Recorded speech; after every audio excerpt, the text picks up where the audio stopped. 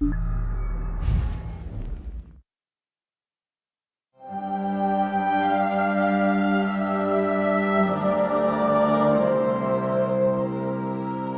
the situation in Tamriel is that you've got three young muscular alliances around the periphery of the continent, and in the center is Cyrodiil, and there's a power vacuum there.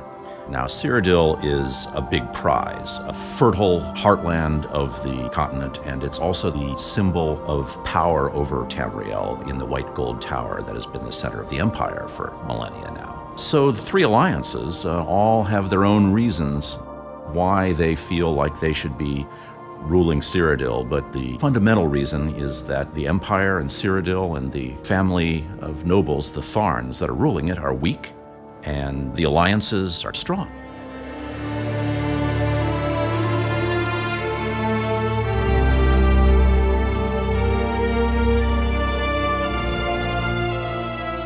So the empire is weak, but their leaders are cunning. The current occupant of the Ruby Throne in the Imperial City is Empress Regent Clivia Tharn, and her father is actually the Chancellor of the Elder Council. His name is Abner Tharn, and he is a very old but powerful and really wily battle mage, and his family have been secret Daedra worshippers for generations. So when he sees the threat of the three alliances around the periphery and their inevitable interest in Cyrodiil, he turns to his family's old allies, the Daedra, and Molag Bal's main agent on Tamriel, the necromancer Lord Mannimarco. As the alliances become aware of Abner Tharn's Daedric connections, that becomes just one more powerful incentive to go into Cyrodiil and take him out. So, the alliances are very different, and they have different reasons, and they have different justifications for why they are going to be marching into the center of the continent. And this goes back to the individual leadership of the three alliances, and their motivations for why they're doing this in many ways reflects the values of the alliances themselves. So the Daggerfall Covenant, the reason why they feel they must prosecute this war really goes back to history for them. The leader of the Daggerfall Covenant is High King Emeric of Breton. He is a sort of amateur historian of imperial history, and it's clear to him when the empire is strong, that's when things are peaceful and good for the people of Tamriel. And the empire is fundamentally a human endeavor, and at the moment the humans in Tamriel are failing, and it's up to the Daggerfall Covenant to take up the torch and keep the elves from mucking things up.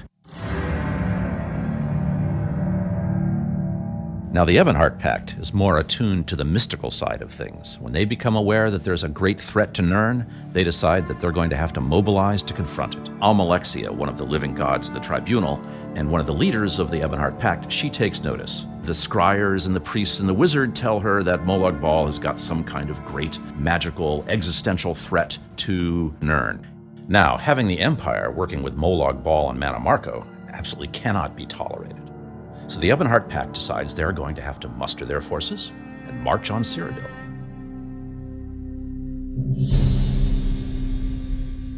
The Third Alliance, the Aldmeri Dominion, is led by Queen Ayrenn of the High Elves, and her reasons for pushing this war into Tamriel are geopolitical and also personal.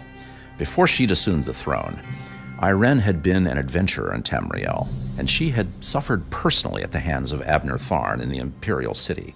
Ayrenn has seen the rot at the heart of Tamriel, and she believes that it's time for the elves to resume their responsibility to rule, to retake the White Gold Tower, which they built in the first place, and to get rid of the bloody and warmongering humans who, in empire after empire, have been drenching the continent in oceans of blood.